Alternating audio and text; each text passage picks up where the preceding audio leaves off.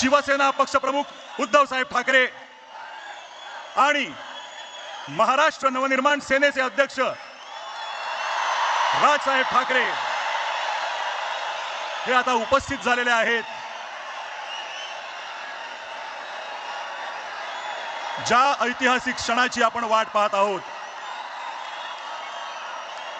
मी त्या दोन्ही नेत्यांना विनंती करतो त्यांनी ह्या मंचावर यावं आणि मराठीचा आवाज किती बुलंद आहे ते दाखवून द्यावं।